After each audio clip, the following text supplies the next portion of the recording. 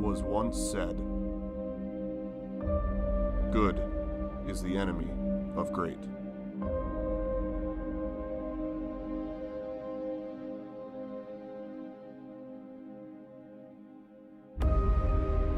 If all that you strive for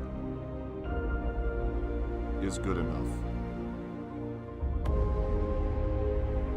how will you ever achieve greatness?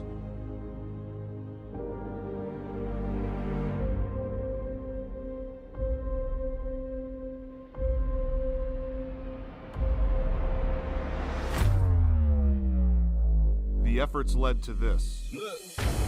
Every rep, every drill, all the work unseen will be worth it. Because right now, the eyes are on us. Blow the check up, detonation, kill them one by one, final destination. Top my destination, I got guardian angels all around it. That's deflector say, I'm a mother champion. This right here, the anthem. I can't dap you without handstand. I don't know your dirty ass handstand. I wake up to like 100 texts. Championship team, but we can't cut the net. She all off in my jersey, looking underdressed. I'm finna buy this bitch a Honda CRX.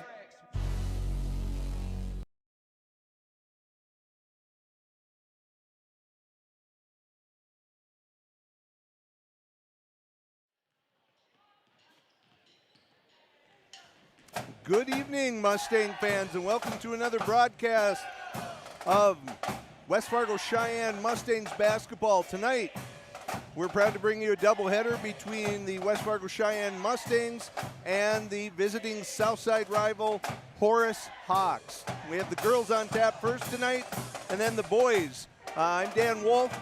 Joining me tonight is another member of the Miller family, Dane Miller. Dane, glad to have you aboard. Hey man, this is going to be awesome. I'm looking forward to a little West Fargo rivalry version 2, I guess, if you will. Yeah, it's, whenever, schools from the same town, and especially such a young program like Horace, get together with, an established team, you're trying to build those rivalries and those sorts of things. And last year, these teams only got an opportunity to play once, a West Fargo Cheyenne victory in what was a 2-point game under the previous Class A schedule. Now that we've gone to the 3-class system, no more 2-point games. And so tonight's good matchup is going to be I think the first time. I know Horace wasn't at full strength last year when they played, so this will be the first time these teams really playing each other at full strength, and it should be an exciting matchup. Right now in the conference, There we go. we've got Cheyenne atop the EDC conference at 2-0 right now. They're 2-2 overall. Part of that, of course, stems from getting as many games in to start the season as they have. And right now, Horace is 1-0 in EDC play, 2-0 overall. They had a game canceled where they were to go out to Williston during that little stretch of bad weather. And so, Dane, as we look at the matchup here tonight, what are the keys that you're looking for in terms of what each team needs to do, or what specifically West Fargo Cheyenne needs to do if they're going to come away with the W against the Hawks? Well, we know both teams have some size at the center position. Hopefully we see a good battle there, and that we got Cheyenne has experienced some challenges at the beginning of the season. I think they played two of the tougher teams right off the bat. Absolutely. Right? And, Coach Wiggenbach has historically always kept, getting his team better and better as the season's gone on. That's been a hallmark of his teams in the past, and really it doesn't matter so much how you start, it's how you finish that EDC season. And that's one thing Coach Wingenbach's been able to do, is get his teams to play better and better and hopefully peak at that EDC tournament time. Now, I also would say this. I'm guessing we're going to see a little more experience on the Horace side of the floor tonight in the girls' game. They've been playing varsity together in that group. We got some younger guards, hopefully the poise. We'll see if the younger guards from Cheyenne can hold up to the poise. And the pressure from Horace as well. But I think in the end, everything goes through Benedict, right, on the offensive side. If it's Cheyenne, it certainly has to. And as you alluded to, kind of that younger crew right now, as they're trying to still kind of find their legs and find their role in the offense. And we're going to step away for just a moment here as we go to the national anthem. We'll be right back. It's what keeps us doing what we love. It keeps our communities strong. So, how are you doing? There's no easier way to take care of yourself than checking in with us, your primary care team at Essentia Health. In person or online, we offer scheduling and appointment options that fit your life. We'll care for you today and keep an eye on things for the future, and if needed, get you back on track. So take some time to connect with us, because it's always good to check in. I think what makes Touchmark special is how you feel when you walk into Touchmark at Harwood Groves. We often hear that it's like a North Dakota hug. I think it's the people that make Touchmark special. One of the things that makes Touchmark is the caliber of the team members here. You could ask them for anything and they'll say, we'll take care of it. Every day that we walk in these doors, we really take time to listen to each other, to listen to our residents, and to be there and to be a friend. Hi, I'm TJ Yoshi here at Marvin headquarters in Warroad, Minnesota. The Lake Town way of life is appealing to so many people. We've got a thriving school system, coffee shops, breweries, restaurants, and hockey is the hub of our community. We're probably the last place left in Minnesota where hockey is actually free. The way Marvin supports the town supports Marvin is awesome. There's opportunities for you, work hard, self-educate. The sky's the limit here at Marvin.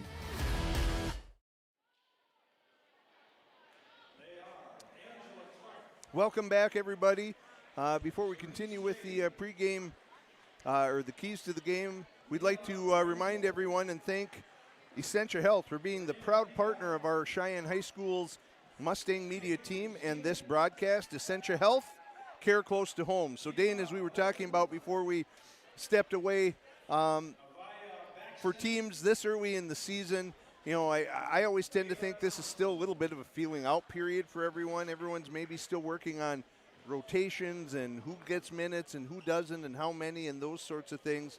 For Coach Hintz, he's in a unique position. He led the Cheyenne team, the Cheyenne program out of the gate. And so he maybe has a more unique perspective on what it takes to build a program. What types of things do you think Horace is going to be looking to do tonight? Well, you know, it'll be interesting to see if they put any pressure on the guards for Cheyenne. You know that he's going to want to get their leading scorer, you know, the two with Sunday and Hale in rhythm right away. If they can come out and start demanding the ball and scoring, it just starts to, you know, get the less experienced players from Cheyenne focusing on their players. Sure. And, you know, that is one thing, you know, that Cheyenne struggled with at times last year, was dealing with pressure from opposing teams. And when you play in a conference where you have Davies and Red River that are constantly pressing, that puts a lot of heat on your players. And, of course, when you have a new point guard this year, a sophomore, Zoe Keene, and maybe some players that haven't seen a lot of varsity experience aside from Benedict, that does put a lot of pressure on some people to take care of the ball. I know I had an opportunity to talk with Coach Wingenbach after Tuesday's game against Fargo South, and it was a victory for Cheyenne, but he didn't think they played maybe as sharply as they could have. And I know one thing we've talked about in previous broadcasts, when you're Benedict, right, you said everything's funneled through her. Is that how do you balance knowing you have to be the leader and score, but at the same time try and get your teammates involved in the offense? Oh, that's exactly, you know, here's what I think you're going to see. You know, I know a little bit about Zoe Keene because they happen to be our neighbor, so I know her dad pretty well. He talked about some of the experiences he had at some pretty high-level AAU ball this year, and she can score. I mean, like, she led that team in scoring. And so she hasn't had a breakout game yet, but if someone can break out and take some of that off Brenna as well, because if you start relying on your top scorer every night, if they have a cold night, it gets or foul tougher. trouble or Right. an injury, or and you can win by scoring by committee, but you do need people to lead you, and we know Brenna Dick was going to do that, but we also need to have players that step up and make some big baskets and kind of take that mantle and say, hey, I want to be one of these lead scorers. I'm going to help contribute to what's going on. So the teams are set here. Starting for the Hawks are going to be Kiwi Sunday, Lakin Donnelly, Megan Jelmstead, Jordan Hale, and Jaden Hale, Jordan Christofferson. And for the Mustangs tonight, what we've seen all year, Cora Metcalf, Kellen Fosher, Bryn Bishop, Brenna Dick, obviously, and then Zoe Keene.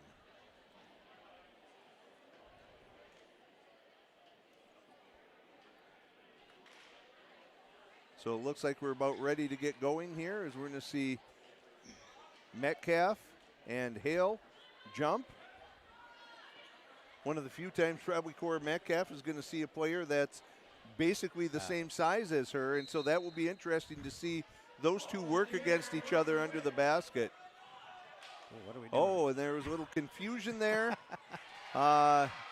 Horace may be uncertain of which direction they were going, and Cheyenne may be uncertain of it as well, and we see Jordan Christensen finish that one off.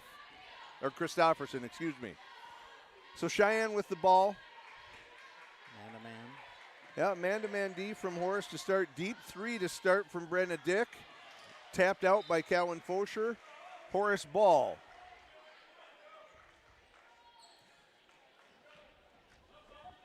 Dane, we talk so often about the importance of those first few minutes as we see Brenna Dick get a hand on that pass and a good dish to Keene. She can't finish, but Brenna Dick there is ready to clean things up. But we talk about how important those first few minutes of a game or of each half are going to be. And you can't win a game in that time period, but you sure can play your way out of that situation. And so, I think both teams looking to establish something consistently on the offensive end, as there's some good ball movement from Horace to get Jaden Hale a good look at the basket there. Yep. First 5 minutes or so of the first half and the second half, those are huge. Stolen away by Donnelly. She goes hard to the rim. She's going to score and have an and one opportunity. So Horace jumping out to a quick 6-2 lead. And Donnelly going to the line to try and convert three the old-fashioned way. That foul is going to be on Bishop, her first of the game, first team foul.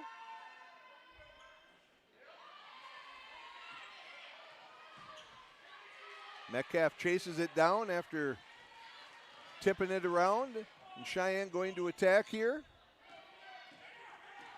Again, still man-to-man defense by Horace.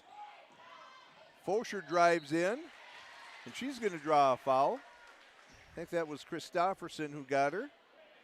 That was a good take. Get to the rim here and get something good. Don't throw up another long one and have that ball bouncing all over for another fast break.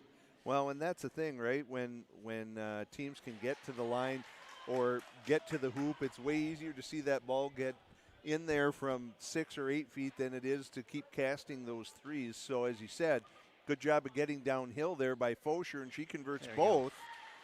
And that's going to bring the Mustangs within 2. That'll settle them down a little bit. So Cheyenne still playing this zone, as that's what we've seen the majority of the year. Keene and Dick at the top. Quick pass to the high post to Christofferson, and a free throw jumper makes it 8-4. And Brenna Dick's going to pick up a foul. Sunday on that one.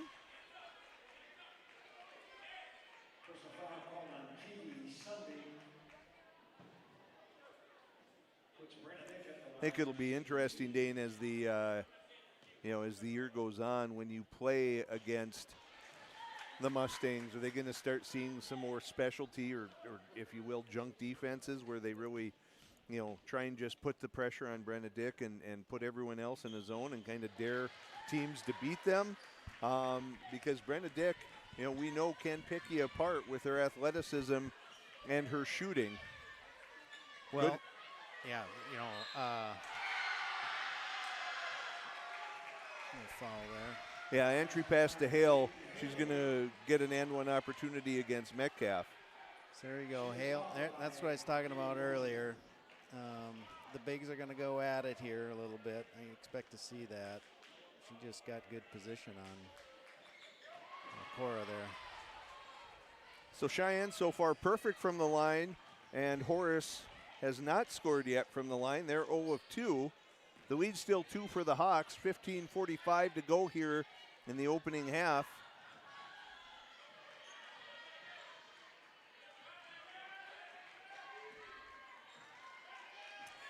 Dick resets everything. Whoa! There we go. Long from the volleyball line, unable to convert there. There's going to be foul on Fosher as Christofferson's looking to outlet. Again, is that, not seeing something and taking something ill-advised? A little quick, yep. But I get it. I get what Brenna's trying to do. She's, keep them in it while they're struggling a little bit on the defensive end yet, but. Evie Seavold and Liv Jung into the game here for the Mustangs. Fosher picked up her second as her and Bryn Bishop head to the bench for a rest. Again, still using that zone, and there they get it into Hale again. Good drop step. Uses the basket as some protection and ends up converting. Horace up to a 6-point lead. Good drive, good cut through by Zoe Keene. She saw that lane and she took it. Okay, good timeout too. And Coach Wingenbach's going to get a quick timeout to maybe readjust some things. Hawks lead 12-8. We'll be right back.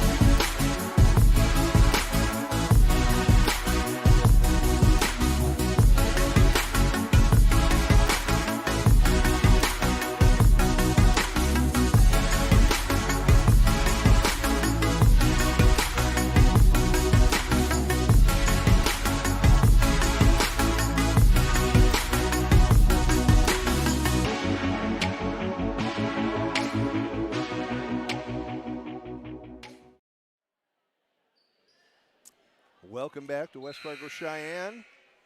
Just under 15 to play.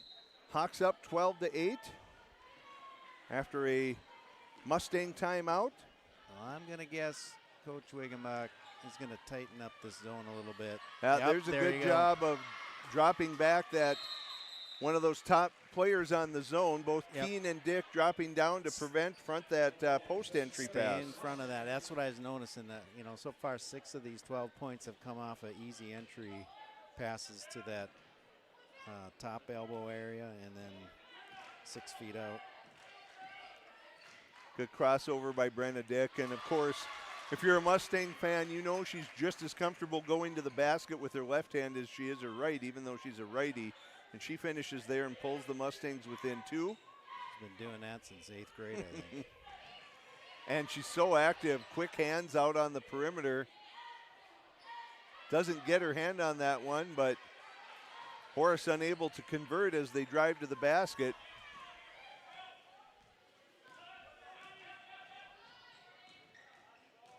Seavold a little behind the back. Some contact there, but not enough to draw a foul, and Brenna Dick's going to pick one up there as she fouls Jelmstead coming up the floor. Well, when they say stop ball, that's one way to do it. That is. So Christofferson is going to take a break, and into the game for the first time, Taylor Myshak in for the Mustangs, for the Hawks. Another entry pass down low to Hale. She gets it up, unable to convert that time. King tracks it down. Cheyenne looks to push tempo a little bit. Now they're going to set it up. Oh, Brenda Dick pulls the trigger. Long rebound, tracked down by Seawald. Out to Jung. She's stopped her dribble. She's in trouble and throws it away there as Sunday steps in front of that pass. Boom. Yeah. So, you know, we know Cora has that length, but Jaden Hale looks to be a much more powerful player inside. She has that size, but she also is kind of having her way, kind of pushing Cora Metcalf around as Cora banks one in. I'm sure she called it on the release.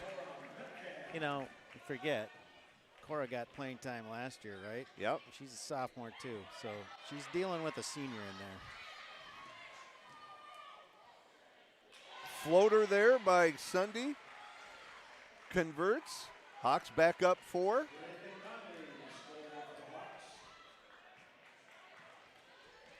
Horace staying with that man-to-man D. High post entry to Cora Metcalf. Kicks it down to Brenda Dick. She's unable to convert on the turnaround at the block. And Horace going to maintain that zone. Good job by Jung there to get a hand on that. Tip it out of bounds. Baseline out of bounds here coming for Horace. As we see Donnelly coming back in. Coming in, I should say. My focus this whole time, I've just been watching kind of what's going on down low there between the Metcalf and Hale. We weren't kidding when that was going to be a key to the game, were we? Well, no, and I think if you're Cora, you need to get a hand in those passing lanes. So often, it's not that you have to get a hand on every shot. Good entry pass, one-handed entry pass to Brenda Dick as Metcalf established position. And that's going to be a timeout by Cheyenne. So the Hawks continue to lead 18-14, 11:57 to go. We'll be right back.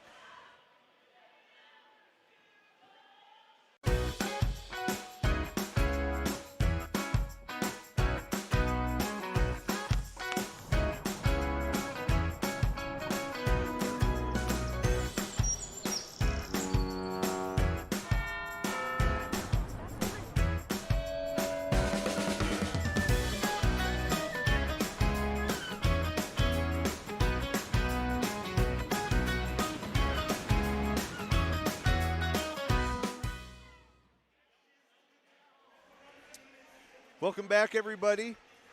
Hey, Mustang fans, we're lean, we're efficient, and we don't complicate things. This keeps us focused on offering clients the best possible solution. Apex Engineering Group, there is no B team. Got that right. Do you know anything about those guys? They know what they're doing? I've heard some things. As we see Horace throw that one away, so Cheyenne going to have an opportunity to cut the lead to 2 or 1 here on this possession as we're winding down towards 11.5 to go in the first half. Jung back up top. Has an open look. She and just saw her. She saw her. Just got a little antsy with that, a little quick, and overthrows even Cora Metcalf in her height, and a turnover for the Mustangs. But here come the Hawks. But I like what they're doing. So Cora's staying in the game, keeping on the offensive end anyway, you know what I mean? So it's giving her some confidence here. Well, and I think it's also a smart thing that make Jaden Hale work on defense. Right. Don't just continue to let her have her way on offense and then forget Cora on the offense or on the offensive end, as Cora's going to pick that one up on Hale. But I think you need to keep Cora involved with that and make Hale work on the defensive end of the floor as well, as Kendra Nickerson's going to come in for Zoe Keene. 5 team fouls now. That's Cora Metcalf's first. 5 team fouls for the Mustangs, 2 for the Hawks. Oh, there we go. Good job there by Seawald getting her hands in and tying that up. Coach Wigenbach talked to those other guards on the wing there. You got to crash down on her if she puts the ball on the floor. Quick hands again by Brenda Dick, knocks it out.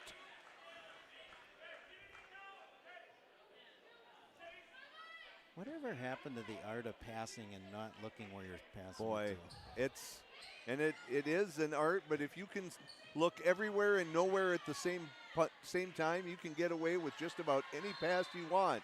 That's not just at it's at all levels. It is at all levels. It's the same thing, and I've been watching some of the varsity games on the boys' side.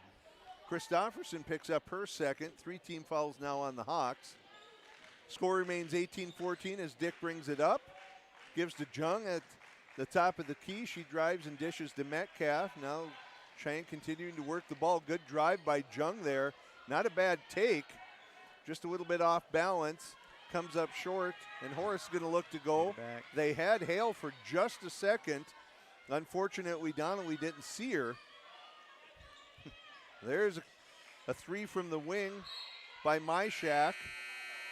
And with a name like Myshak, you should be able to make all the threes that you want to. I remember, I think Scott, yeah. Scott, let's see. I want to say, what year was that? He was around he was in the 80s, wasn't he? No, I think 90s? he would have been 90s, yep. Of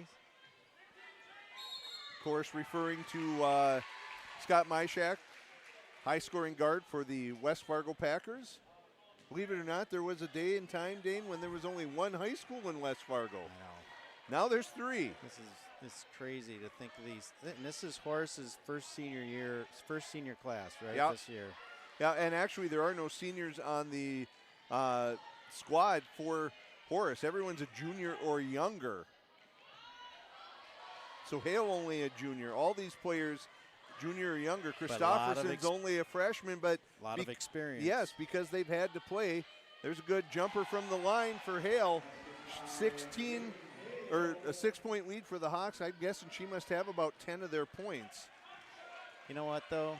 She made a good shot. I think you're comfortable with her. If she's gonna beat you at 15 feet, so be it. Yeah, I think that's what you're gonna take instead of her operating down low. Lakin Donnelly picks up her first.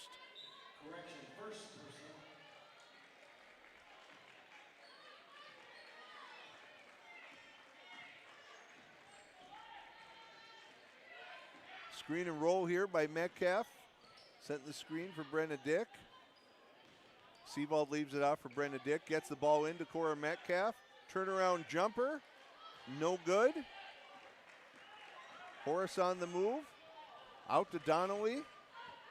Down in the corner. Nice crossover. Yeah, very nice crossover. Hale trying to establish position, calling for the ball. Not getting it yet.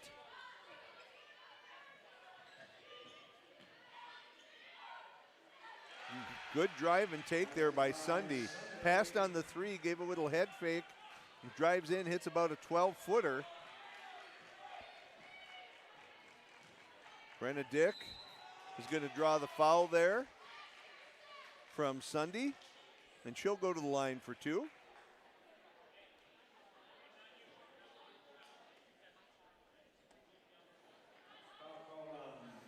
Looked like some body contact. Clean up top, I think, but some body. And Brenna Dick, who's 2 for 2, 3 for 3 now from the line.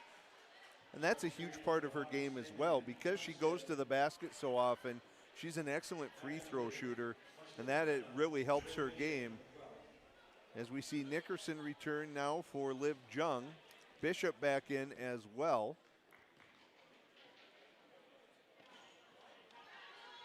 Brenna's averaging about 24 points a game right now.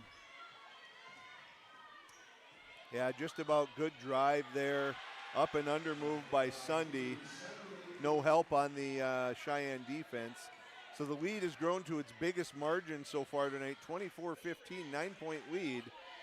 Bishop spots up from 3 from the wing, just short. Pass to Donnelly, unable to finish.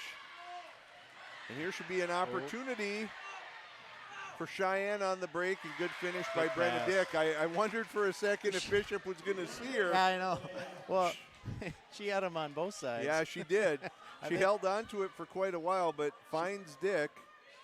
She wanted to get clear of the person guarding her, I expect. Good cut by Donnelly, but decides not to take a shot in the trees. And there's a deep three by Donnelly as she popped back out after getting ball out. Now it's a 10-point lead for Horace. They're up 27-17. As Cora Davis drops it off. They look inside to her again. She goes up, misses everything. And here comes Donnelly.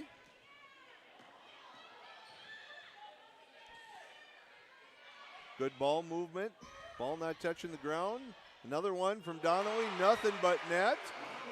Well, now they got it going inside and out, Yeah. right? Now they got, you know, this might force Coach Wiggenbach's hand to see if go for some man here. I don't know. I would guess that would be, he would prefer not to, but you're right. If that's starting to happen, then that's trouble as Seawald puts up a shot, no good. And they find again transition defense hurting the Mustangs right now as Sunday gets an open look. The lead grows to 15, 6:39 to go. West Fargo Cheyenne down to Horace, 32-17. We'll be right back.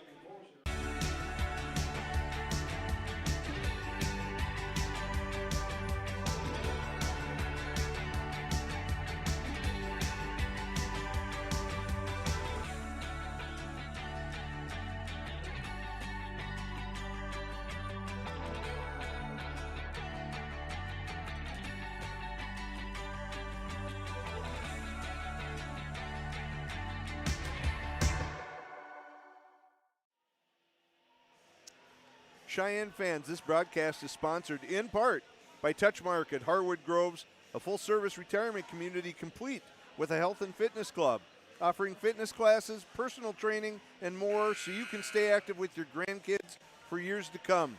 Visit touchmarkfargo.com to learn more. So a little quick reset here. Horace leading 32-17, 6:39 left in the first half. Both teams with 5 team fouls. Possession arrow favoring the Mustangs, but you know, I think Dane, the intention was to have Zoe King give Brenna Dick a little breather there, but I'm guessing Coach Wingenbach has decided that that's not going to be possible, as that was good hustle there by Sunday, almost takes it. Good contest there against Keene by number 13. That's my shack. There's a steal. Keep going. 2 feet. Oh. Had been a great spot to. Not a foul. They're just going to say Donnelly. It was tied up, but Donnelly was the last to touch it. I think as she was touching it, she was out of bounds, and so that's going to give the ball to the Mustangs here. Zoe will learn that on those kind of situations when you know they got someone bigger on you. Got to jump to 2 feet on those. Yeah, jump stop, maybe a little head fake. Yep. Floater by Keene, unable to convert. Rebound by Metcalf. Kick out to Brenna Dick.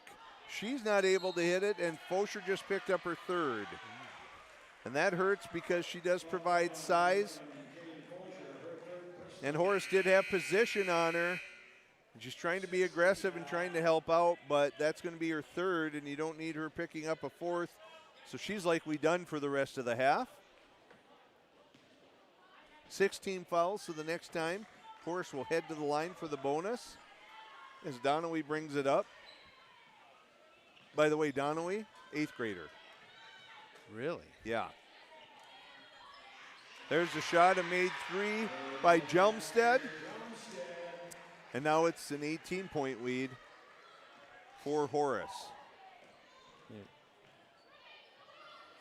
Seawald puts one up, and she answers with a 3-pointer from the wing. That was desperately needed. That one, yeah.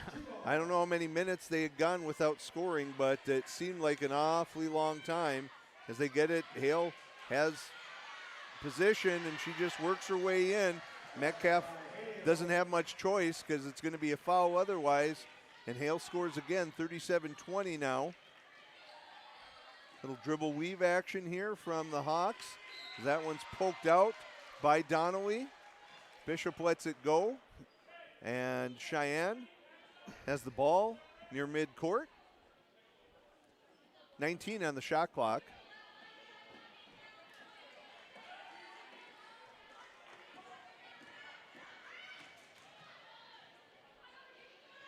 Metcalf sizes up from 3. Unable to convert. Pulled down by Horace. I think that was Myshak. Look at those two battling. Good help by Brenna Dick there. Coming over as Jelmstead drove. She got a piece of it. Turns Horace over. Seavald dribbling along the baseline. Got stuck in there. Didn't really have a plan. Sunday picks that one off. And then Bishop returns the favor. And there's a 2-on-1 here. Oop. And she's going to throw that away. Right idea, but, you know, if you're going to go baseline, you go there to score. Yeah, you got to. You have to have a plan of what you're going to do, because if you get stuck, if you're exploring in there and you decide you're in a bad spot, that's not where you want to be. As Hale establishing position there against Metcalf. Cora in a good spot behind her, and then finally Hale doesn't draw iron. Cora did a nice job of still establishing that presence right behind Hale as she posted her up. Bishop misses at the Cheyenne end. Myshak over to Hale, around to Sunday. She takes the 3 and drains it. Wow. No idea what the 3-point percentage is for Horace tonight, but I've got a feeling it's probably pretty high. There's a foul on the ground as Keene looks to get downhill and get to the basket. Second foul on Donnelly. 6-team foul, so both teams will be in the bonus on the next one with 3:30 to go. It's better than 35%, I can tell you that. Yep. And when you're hitting more than 35% in any game from 3, you're usually on the right side of the, Yeah, the ledger. that's Jung in for Bishop. Metcalf to Brenna Dick. Good fake. pump fake. Gets to the rim, unable to convert. And Horace is going to look to run again. Brenna Dick's going to get called for the foul on that one.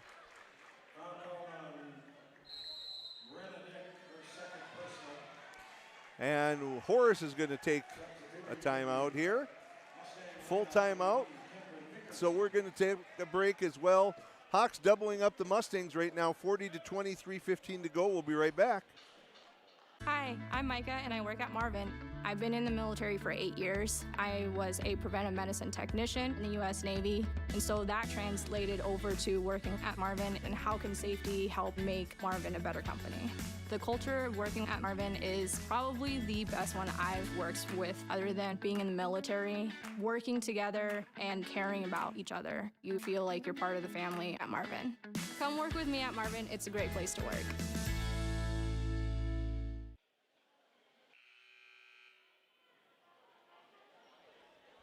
Welcome back, everyone, to Cheyenne. Almost at halftime of the girls' game, the first part of our doubleheader. Boys to follow about 20 minutes after the completion of this game. Right now, Horace kind of having their way with the Mustangs, up by 20. And Dane, you know, you're not going to go into the halftime tied or anything like that, but if you're Coach Wingenbach, you maybe talk about, hey, let's see if we can trim this to 15 or 13, go in with some momentum into the halftime, and then see if we can make something happen after that. Get it manageable and then try to win the half.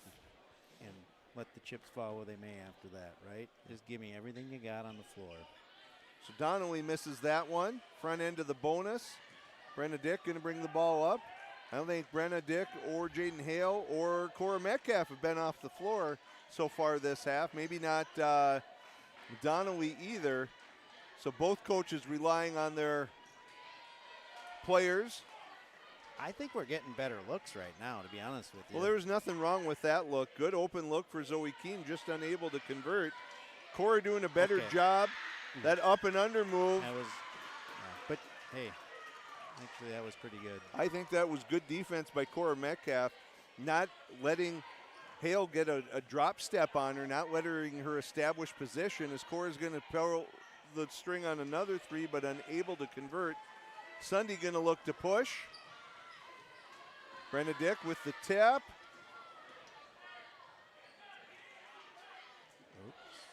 Waiting for someone to come along with her. Pass goes through Jung's hands out to Donnelly. Dribbles through out to Sunday, and that one misses. They're going to call the jump. I thought Jung coming in there was she gave a bump, but they're going to say there was the tie up first. Mustangs are going to get possession off of this. 2:04 now to go in the first half. You know, if Horace is going to pull the trigger quick too, that might be a way or a chance to get back in the game a little bit. Yeah, you know, when you're up by this much this early in the game, really the clock is your friend. You want to use it as much as you can. And Horace pulling the trigger quickly on that one as Hale gives a great pump fake there, gets a step on Metcalf. Metcalf tried to tie it up, but that's going to be a foul on Cora Metcalf. That'll send Hale to the line. Is that 2 or 3? And that's the second on Cora Metcalf. Manageable, but you certainly want to make sure she goes the next minute 40 without committing another. And probably not a lot of options if you're Coach Wingenbach of replacing her out there, so you're going to have to ask her to play smart for that next minute 40 as Hale makes the front end. I don't think Hale's come out either, has she? No, I think Hale and quite possibly Donnelly for Horace and Brenda Dick and Cora Metcalf, I know, have not left the floor yet tonight. Hale 2 for 2. The lead is 22.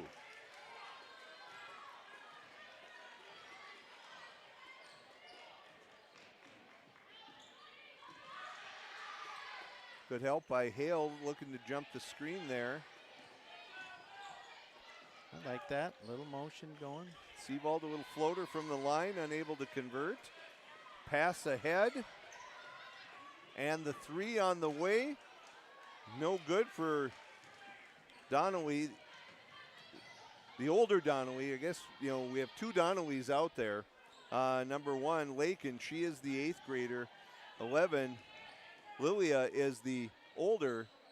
And there's a three by Seabald. Lilia, sophomore.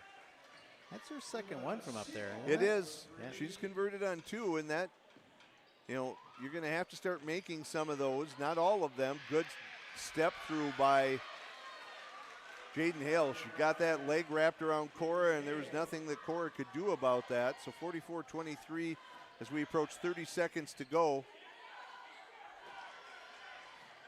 Keene drives, kicks out. Jung dribbles out of trouble. Nice little backdoor pass. Seabald able to convert. All right. Nice job by Abby Seabald there. She's a freshman. Good change of speed there by Lakin Donnelly. And Brenda Dick gets a piece of that. Donnelly looks up and like, are you kidding me? It's a good thing that was a block because that would have been her third. And that would have been a shame with 10 seconds. Yeah, it really would. So 10 to go. Shot clock is off. Jelmstead to inbound here. They find Hale. Quick trigger, unable to get it to fall. You got time. 5 seconds. Teammates got to talk. Let her know. There you go. Keep it going. And they're not going to call anything on that. So as we're going to head to halftime, the Hawks up 44-25 on Cheyenne. We're going to take a break for a few minutes, but we'll be back with some first half analysis, and we'll talk about what to expect in the second half of this one. You're watching Cheyenne Mustang basketball on Mustang Media. We'll be back. I chose a career in manufacturing because I wanted to come into work and not be at a desk all day. So with my role, I get to be out on the floor and working with other people and then come back to my desk and try and solve some of the problems that they're facing. When people look at a manufacturing plant, they mostly just see line work. But there's a lot more going on behind the scenes that allows you to explore different kinds of network interfaces or problem-solving situations. There's machines and computers and human interface devices that are constantly being innovated into a manufacturing workplace.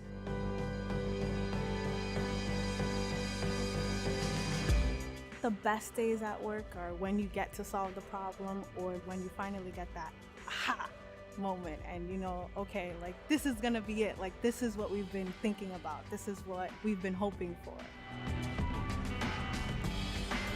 Knowing that I'm but a part of building something very unique and important, that just makes me very proud.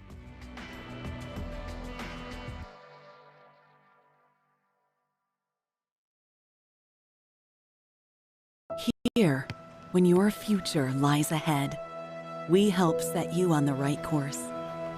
When your whole world is about to change, we help you prepare for your new life. When staying healthy means staying informed, we help you find answers. This is perseverance, understanding, connection.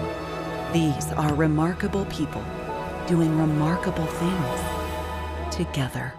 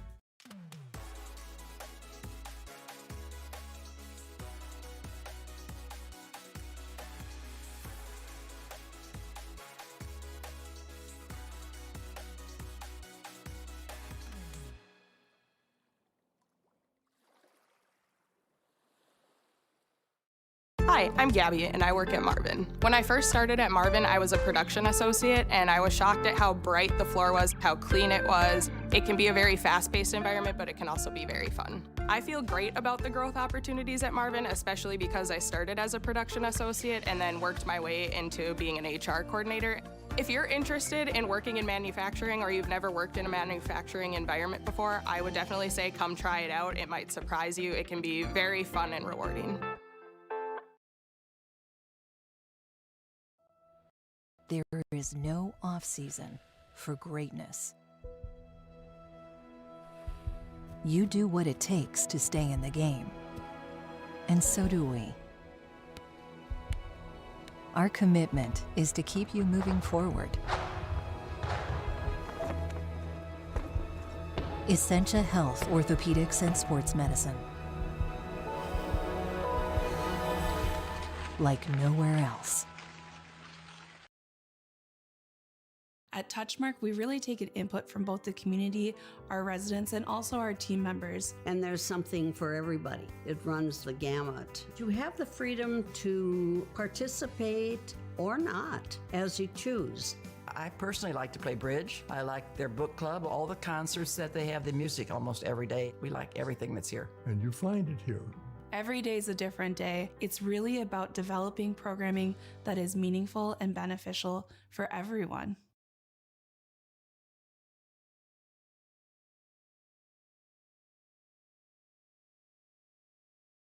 Hi, I'm Nick and I work at Marvin. So my team implements technology in manufacturing, so I quickly became really impressed with manufacturing as a setting for engineering. For an engineer, it's kind of a playground. Here at Marvin, specifically in the signature group like we are in Grafton, it is high volume, high option, meaning you have to make a lot of product, but it's always different. I never expected finding a great job like this kind of out here in a small town. Come work at Marvin. It's a great place to work.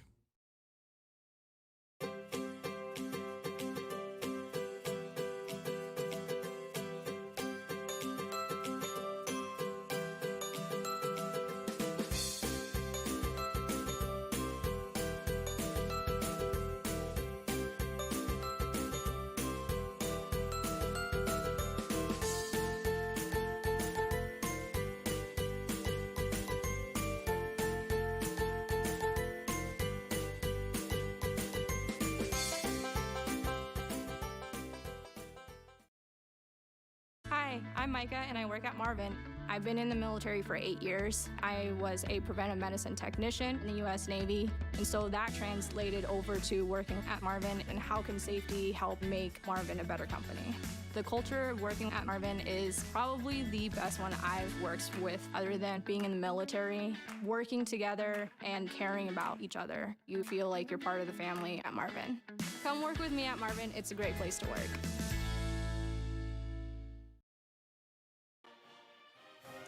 Welcome back to halftime of the girls' game between West Fargo Cheyenne and Horace. The Hawks leading 44-25 at halftime.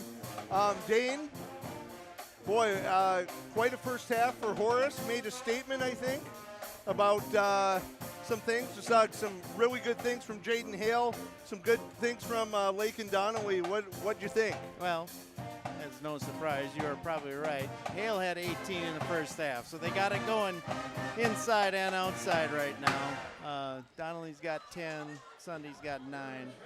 They've got 5 threes on the night so far, so you know what? It was a little bit of an onslaught, but I'm sure Coach Wigenbach is saying, let's not let it get any worse, right? And stay in it. Maybe they'll get tight, miss a few. But, you know, someone else besides just Benedict needs to get hot too. And someone's going to have to score. And honestly, you know, Evie Sebald, she hit a couple threes and had a baseline shot too. So, well, and that it's going to take something, and I think maybe you talk about it in maybe you break the first 15 minutes of the second half, maybe in thirds. Let's see if we can get it to, 12 or so by 13 minutes, and maybe we can get it to about 8 or so by 8 minutes, and then but if you can get it within a less than 5 with 3 minutes to go, then you got a chance. You can't come out and there is no 19-point shot in basketball, so you're going to have to take your time. You're going to have to be patient with making this happen. You're gonna have to force some turnover somehow. But I think too, do you challenge your girls and say, look, we don't want to be, run off of our EDC games so far. We have to show a little more fire. We have to come out and work a little bit harder in the second half. Yeah, so I always like to force them. I always like to force the issue and just press them and see what happens. Well, and that's something we haven't seen, Cheyenne really show at any point. I mean, when you're playing a zone, probably an indication of you feel that, you're maybe not ready for man-to-man or won't be as good at man-to-man. So certainly coming out to a press. And we saw early in the game as that zone extended closer to half court, Horace making a concerted effort to get the ball to the high post. So certainly Coach Wingenbach, Coach Hintz probably talking about, how we want to approach the second half. There's 18 minutes to go, and let's see what happens. So Horace will have the ball here to start the second half. I think all the starters are back in. Foul trouble, the only foul trouble was Fosher. She's playing with 3 here to start the second half. Otherwise, no one has more than 2 for either team. Skip pass there to Lakin Donnelly and nothing but net. Boy, she doesn't play like an 8th grader. She's very confident. Very cool, relaxed. When you're an 8th grader and you're holding that hand out after it leaves, that's called confidence. I think there's a good idea as they get the ball into Metcalf early on to try and take it to Jaden Hale. She was able to convert, and then in the scrum at the other end, Cora's going to pick up her 3rd. I can see why Hale's been getting some looks at from some colleges of serious nature. Anyway. Smart player, knows how to use her body to create angles and get good looks at the basket. And she misses that one. Right there, she reestablished her base twice.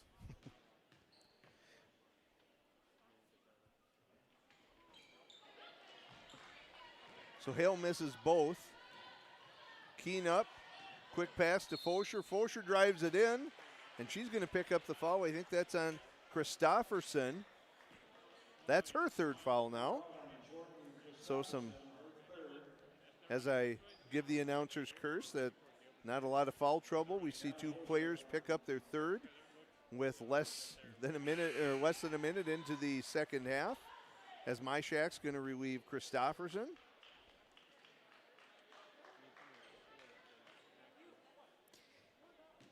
Fosher good on the front end.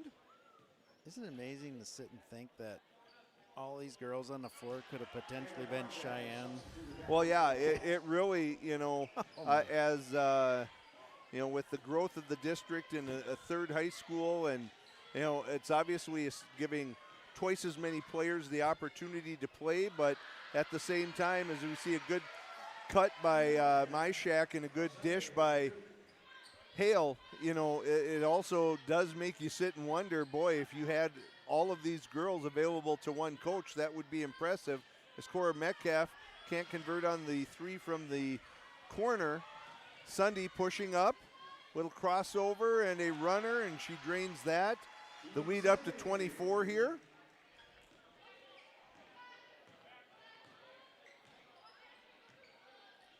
Good back screen by Metcalf for Brenna Dick. They find her inside. She goes up. They're going to say it's off Sunday.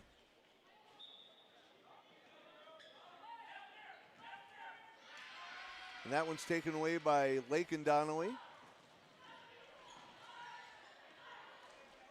Good skip pass over to Myshak. Misses everything on that one. Attempt by Jelmstead to save that, but the refs are going to say she was on the line. And we see Seawald coming in for Bryn Bishop.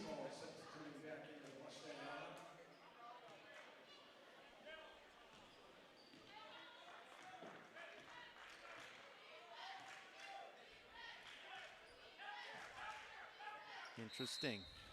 So you went using a little high-low there. Yeah, high-low. Except this time the high entry to Cora Metcalf. She gets it down inside to the guard, Brenna Dick. But Brenna Dick could score from anywhere. She can score from anywhere and has good post moves, and so she's going to draw the foul on Sunday. That's her second of the game. As Dick is off on the first free throw, second one upcoming.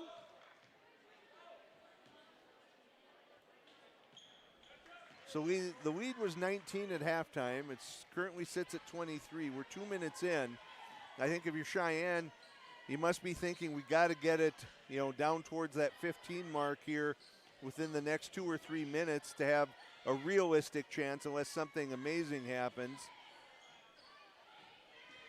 Horace continuing to move the ball on the outside. Jelmstead inside to Hale. Some help from Seawald. Good pump fake by Jelmstead, and the runner won't fall. Keene grabs it. She's going to look to push tempo here. Oh, there she is. Good cut by Fosher there. That ball came to the wing to Seawald, and Fosher cut back door to the basket. They find her. She draws the foul. That's the first foul on Taylor Myshak. Sends Fosher to the line for the front end of 2 shots. She converts the first.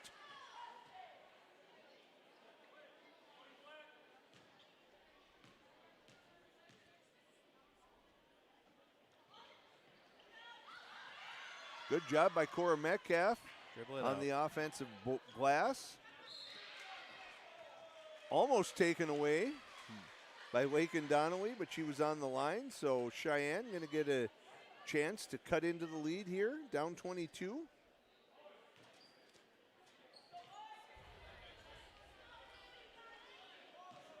So Cheyenne, outside of Seawald, have not shot it particularly well from the field tonight, or at least from the perimeter.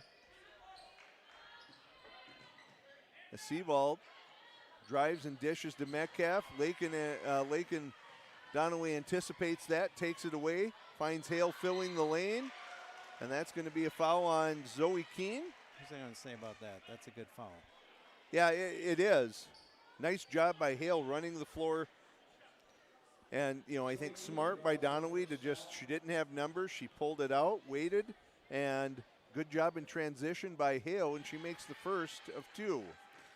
The other comment about when we were talking earlier about the opportunities for more kids, I don't think you see someone like Donnelly and an 8th grader, if this was, one less school. Maybe not. Having that opportunity like that. I mean, maybe, but. Maybe you do. That one's going to be thrown away by Brenna Dick there. I would say, based on guard play I've seen tonight, she's been the best guard on the floor. Yeah, it's amazing in the last 20 years, the amount of growth seen by West Fargo. I mean, people, of course, as we see Hale make it from free throw line, an elbow jumper there. There were people who, said when Cheyenne and West Fargo split that there was no way you could ever have 2 teams and they could ever compete. And we've seen both teams, both schools and programs be successful in both girls and boys, and now with the 3rd school, we're seeing that obviously Horace certainly belongs, that, they're not the team of a couple years ago as Seavald drives in. Good job there. But they're not the team that, freshmen and sophomores kind of going out all big-eyed against varsity squads, and good tie up there by Brenna Dick. I wondered about that one. Hard to tell from our angle if there was any ball, but good job by Brenna Dick as Liv Jung comes in for Fosher. But, obviously Horace, I think those years of experience of playing varsity against some of those better teams and taking your lumps gives you valuable experience. And as you mentioned at the beginning, as we see Dick drive in there and draw the foul, I think that might be, is that Sunday or maybe My Shack? My Shack's going to pick up her second. But as you said, Dane, the Mustangs don't have nearly as much varsity experience on the floor as what the Horace Hawks do. Brenna Dick is good on the first of 2. Weed still at 22, under 14 now to play in the first half. And the second good as well.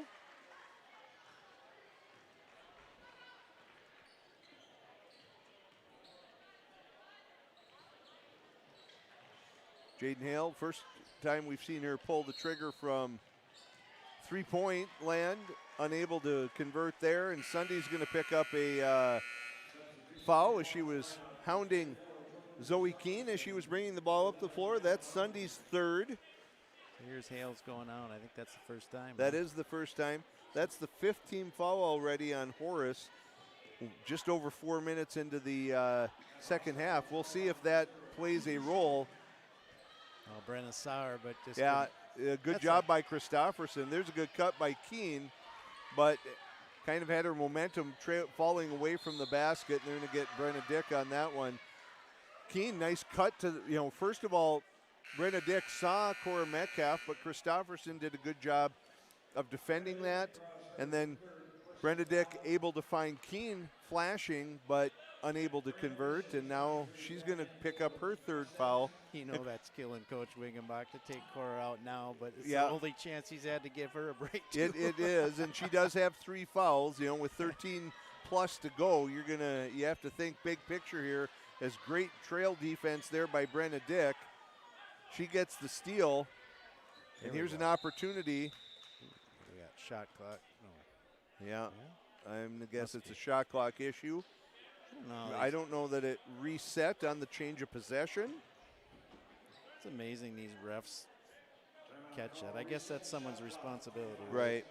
So they're going to reset it to 25 for the Mustangs. The hard part for Cheyenne there is they had numbers. Hard to know that they were going to score. It wasn't a breakaway or anything, but they had some numbers, and they lose that opportunity for a basket. Brenna Dick wants the ball inside. Yeah. She's got the older Donnelly on her. She's short on that one. Up ahead to Jelmstead, over to Christofferson. Good stop, but unable to convert. I'd Like to see the Mustangs crashing the offensive boards a little more, though. Bryn Bishop, long rebound, taken down by Seavold. Jung unable to convert. And Lily Donnelly brings it up, gives it to her younger sister. Trying to get Seavold to bite on that crossover. Not successful with that. Screen and roll there. Good screen for Jelmstead by Christofferson. She gets to the rim but unable to convert. Wing. Oh. A little contact there, maybe. And Horace going to throw that one away. So 12:05 to go. Hawks leading 54-33. Brenna Dix spots up. That's short. I wonder if those legs are a little tired, and that's most often the result. When those legs get tired, you just end up being short on so many shots. Good job by Christofferson keeping that alive. It's tied up for a jump ball between Horace and Cheyenne. This time going to Cheyenne. And that's going to be a 30-second timeout for the Mustangs here. Coach Wingenbach. 54-33, the Hawks are up. We'll be right back.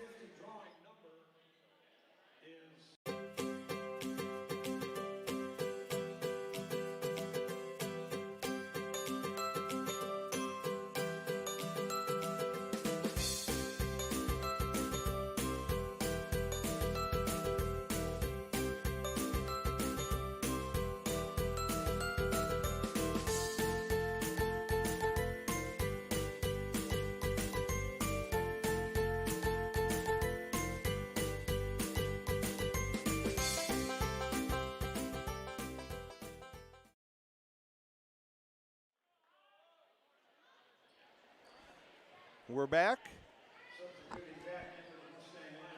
A couple of one score from around the EDC tonight, the only other game going on.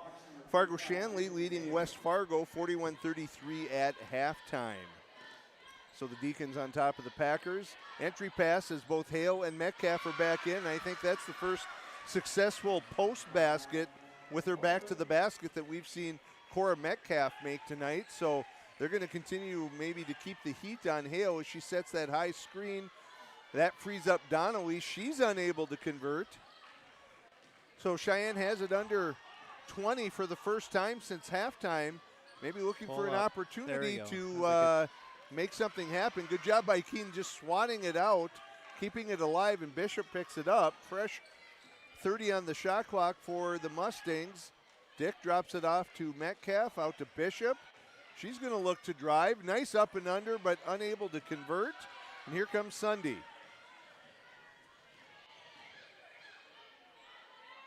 Good spin move by Hale, but unable to convert. Good job by Christofferson. And then see if she sees Lily Donnelly can't control it. Pull up for Brenna Dick, and there's going to be a foul. I always like seeing the smallest one on the floor get those rebounds. Lily Donnelly's going to pick that one up. That's her second foul. 6th-team foul on Horace now. They had 5 for quite a while and did a good job of not picking up that 6th one, but the next foul will indeed send Cheyenne to the line. Seavold tries that running one-hander in there. Didn't work. Good job running the floor once again by Hale. She keeps pressure on you when you're having to guard her. Her transition, both offense and defense, is pretty solid. Absolutely. And again, she was set when she took that shot, collected both 2 feet.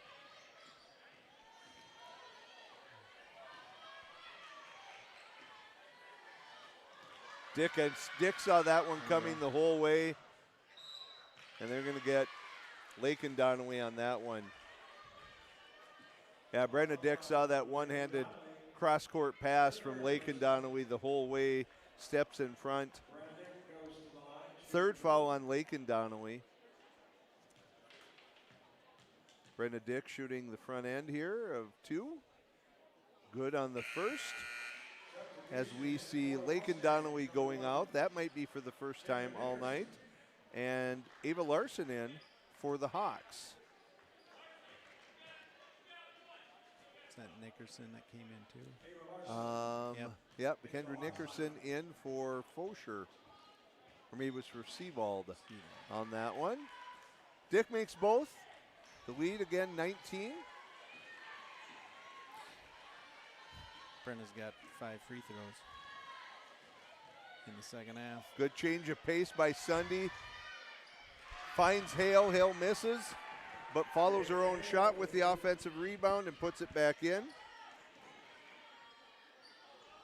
Pull up there by Zoe Keene, unable to fall. Nickerson, good hustle, but foot on the line as she tries to keep that one alive.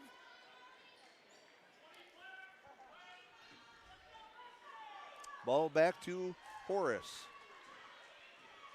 So under 9.5 to go now. Hawks leading by 21. High screen and roll there as Sunday is going to kick it back out to Hale. In and out on that one. Dick unable to control. Christofferson has it. She keeps it alive once again out to Sunday. Finally, Cheyenne able to corral a defensive rebound here. And Keene's going to look to bring it up. Over to Brenda Dick. Watch the trap. Yeah, Horace doing a good job of that pressure, jumping that screen up there. But eventually they're going to commit a foul, and that is the bonus now, as Cheyenne's going to be shooting the bonus the rest of the way. That is the 8th team foul on Horace, and that is 4 on Sunday. Helps extend the game, I guess. Lakin Donnelly back in for Sunday.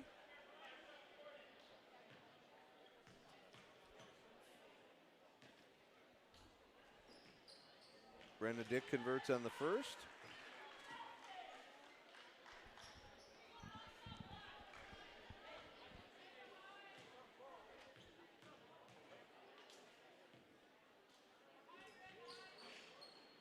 And the second. So back down under 20 for Cheyenne. Lakin Donnelly brings it up for Horace.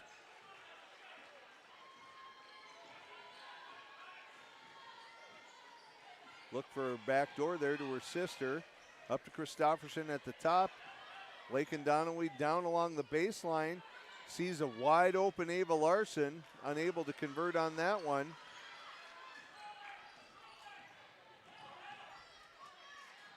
Bryn Bishop pulls the trigger, and she splashes one.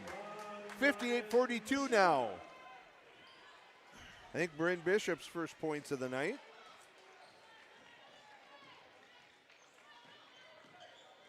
Good D by Brenda Dick, preventing Donnelly from getting around the corner on her. Good job there. Timeout. And a timeout by Coach Brent Hintz of the Hawks. 8 minutes to go. West Fargo, Cheyenne trails Horace 58-42. We'll be right back. What does it take to make fitness part of your lifestyle? It's intention. It's commitment. It's resilience. It's just who you are. You put in the time and effort to stay active. Our expert orthopedic and sports medicine providers also put in the time and effort to invest in new methods and treatments. Whatever you do to stay active, we are here to keep you moving. It's just who we are. Orthopedics and sports medicine like nowhere else.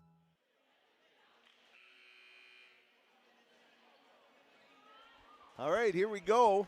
8 minutes to go. So what do we say at the beginning of the half, Dan?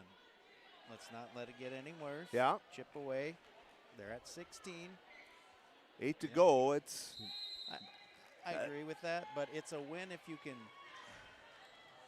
win the half. Yeah. In my mind. That's in my mind. It's a better mindset to be in than. Well, and the first half got away from them. It just kind of spiraled out of control because Cheyenne was so cold from the perimeter. As we see Hale doing her work down there, and Cora Metcalf's going to pick up number 4 there.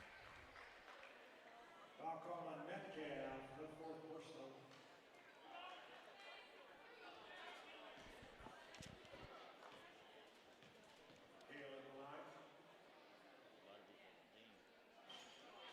Hale short on that one.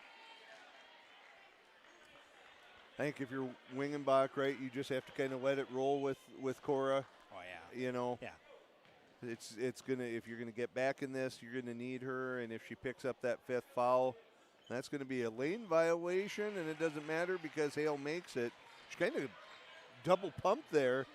I don't know if that was intentional to try and draw someone in or just a little hitch there. Simulating Has offsides. good fake screen there, yeah. Shot by Fosher, but good hustle by Bryn Bishop.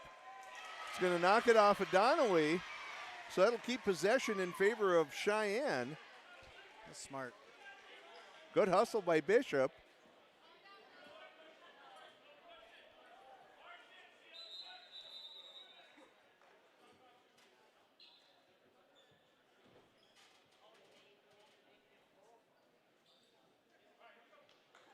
Not sure what was going on there, but we're ready to play now. Oh, I think they were wondering if they should have reset the shot clock, but it didn't hit the ring. No, it did not hit draw iron as Benedict around for her floater, unable to get that one to fall. Hale controls the defensive board to Lake and Donnelly.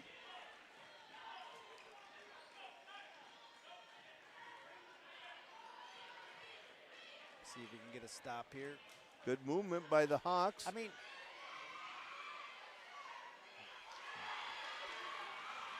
yeah, great job by Hale on the offensive glass she's there. Just cleaning it up. But, I mean, you didn't really need a 3 there either. So No. I mean, you got him to take a shot you wanted, really.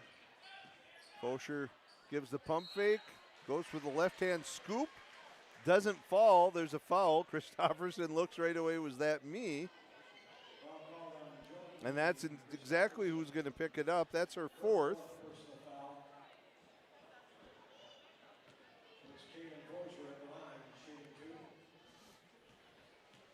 As Callan Fosher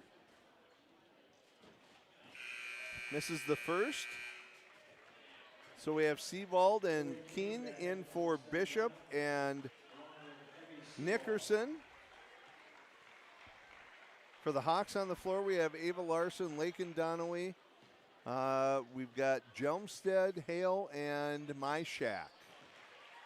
1 of 2 at the line for Fosher. 18 is the lead. 6:43 to go.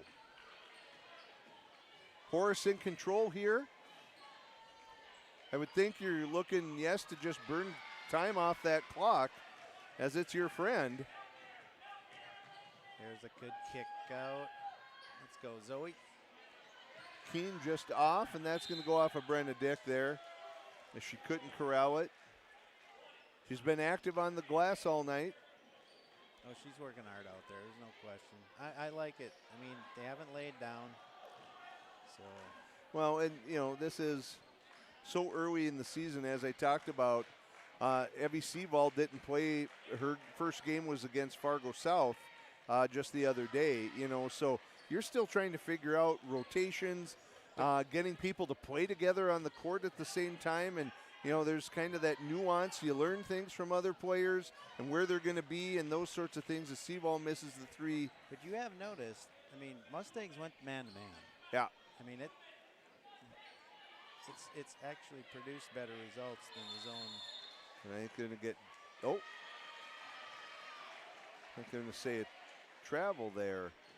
Maybe lifted that pivot foot there for Hale. She's not sure what she did.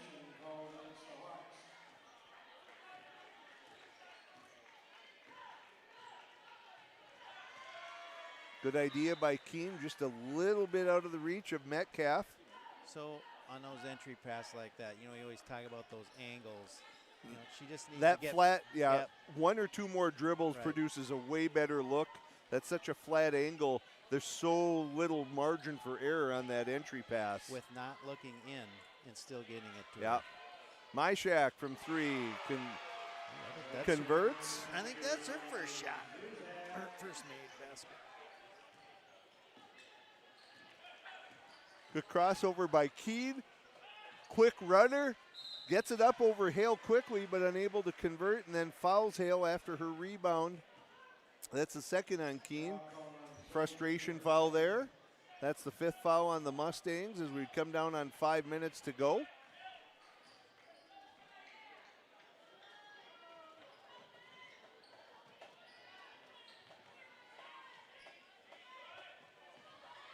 Oh, that's a good crash.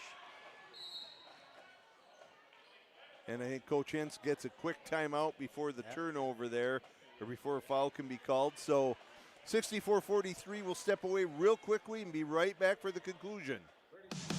Manufacturing, it's not for the faint of heart. It's not sitting down, doing nothing, just flipping at a couple pieces of wood each day. We are building tomorrow's windows. We all know that each unit that we build makes a difference, not just for the customer, not just for the company, but for each other as well.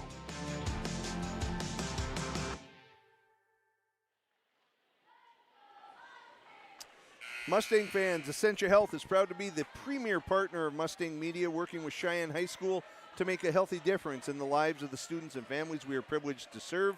Essentia Health, like nowhere else.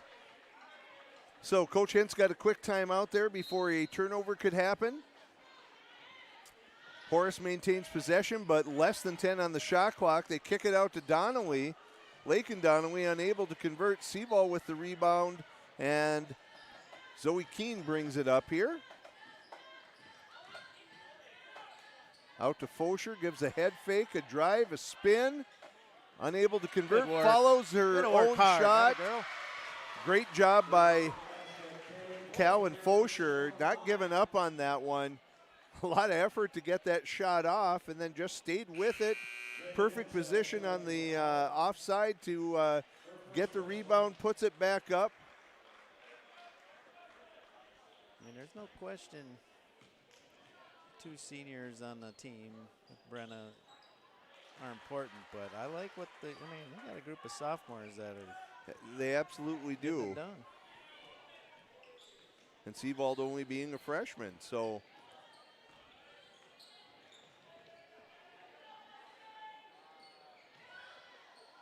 Christofferson out to Myshak, up to Christofferson.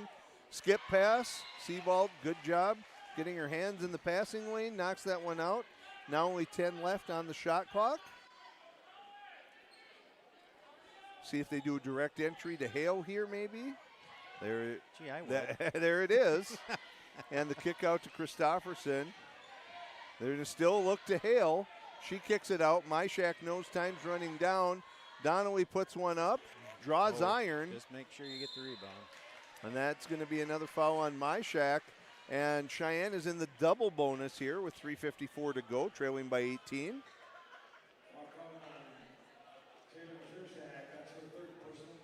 So Myshak, her third. Well, what's the saying, Dane? You can't take the fouls home with you, so you may as well burn them while you got them. So Fosher misses the front end. As we see Sunday coming back, this time for Myshak.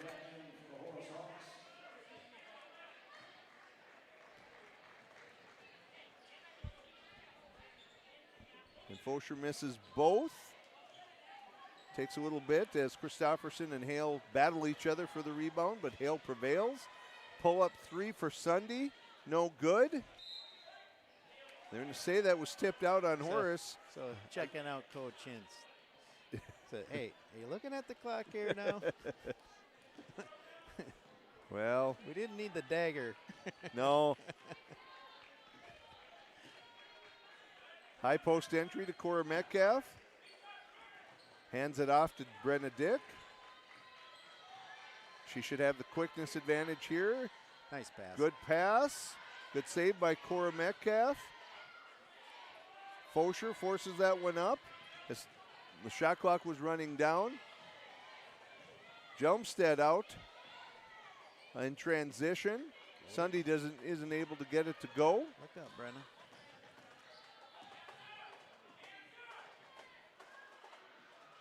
And Seavald unable to convert on the corner three. Hale another rebound.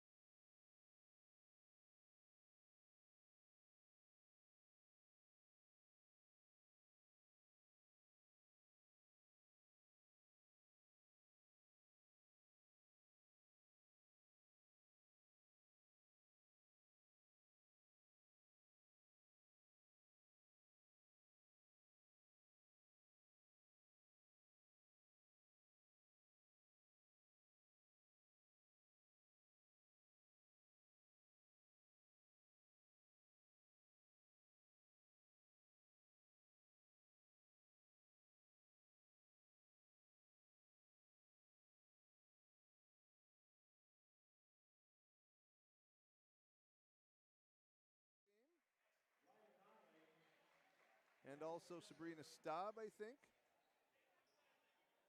And Noel Martinet substituting in for the Horace Hawks. All right. Minute and a half to go. Subs on the floor. Everybody getting a little taste of some varsity experience. Turnover by the Hawks. Cheyenne brings it up. That pass from Staub just out of the reach of Jackson. Jackson is into the Cheyenne lineup. So here comes the Hawks. They're going to look to just burn some time, I would guess. Oh, just as soon as I say that, good drive and take there. Burning time. What are you talking about, man? I want to get some points. Noel Go. Bartunik takes that one. Says, I didn't come here to pass the ball. I'm going to get my name in the scorebook on the stat line. So she converts.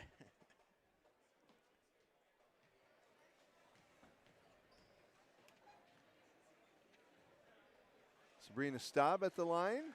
Makes the first of two. 51 seconds left. The lead is 19.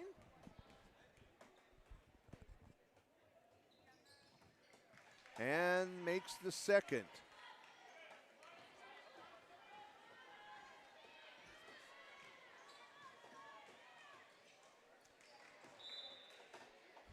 Pass is going to go off the hands of, I think that was Ava Whitrock. So about 14 the difference between the the shot clock and the game clock. Leah Jackson, the spin to the middle. That's a good move. Unable to convert. The kick out pass saved, but to the Hawks. Jackson in good position. Tries to go underneath with a reverse layup. 20 seconds to go.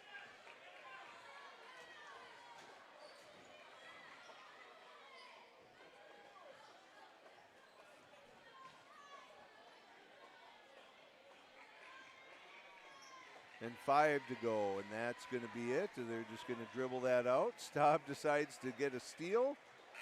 Hey, another way to get your... And that'll be the end of it. So the final tonight, in the first half of our doubleheader, Horace defeats West Fargo Cheyenne 68-50. Dane, thoughts on how this one went?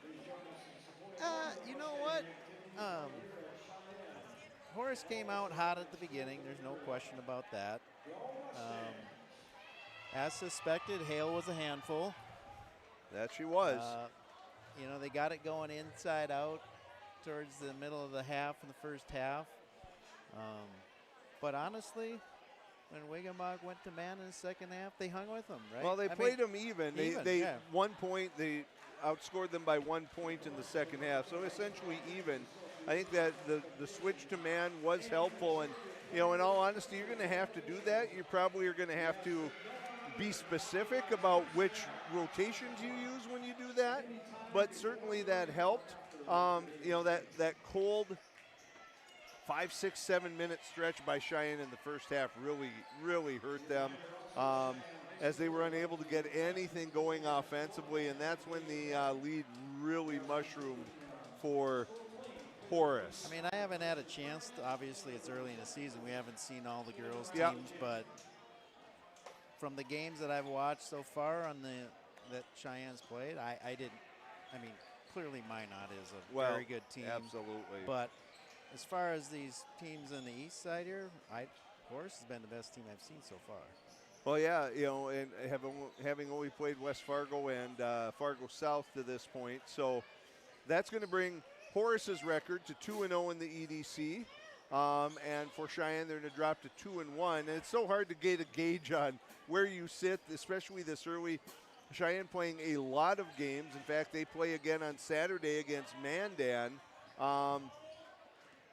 and Horace not playing as many games pre-Christmas break. So it's kind of hard to get a read from that, but yeah, not to take anything away from Davies by any means. No, Davies and Red River are good teams. Good. We know they're the class of the EDC. We'll find out, you know, where Horace falls in that hierarchy when they meet later on. But for right now, obviously, you know, those are the two top teams in the EDC, no doubt. I mean, if you told me that you were going to be 3-0. Right? Are they 3-0 in the EDC or 2-0 right now? Who's that? Horace? Horace, yeah. 2-0. Okay. With no seniors on the team. Yeah. Third-year program. You're probably going to take that every time that you can. So undoubtedly, both coaches will look at this film and decide what's useful and what we need to work on and how we're going to improve. For Cheyenne, it's a quick turnaround. One practice and you come back against Mandan, and you know, when you're playing a non-conference foe and you don't have a lot of time, really you just go in with it. That's a good thing. It is. You go in and you say, we just want to work on these skills. Yep. It's not, you're not game planning for a certain thing. You're just going to go in and really focus on effort and the things you decide are important. Well, that'll bring the end to this broadcast, so we'll shut this one down. The boys' broadcast will be on a different stream, so if you want to join us in about 10 minutes for that one, we'd love it if you did. For Dane Miller, I'm Dan Wolf. This is the end of the first broadcast. West Fargo Cheyenne falls to the Horace Hawks, 68-50. We'll be back.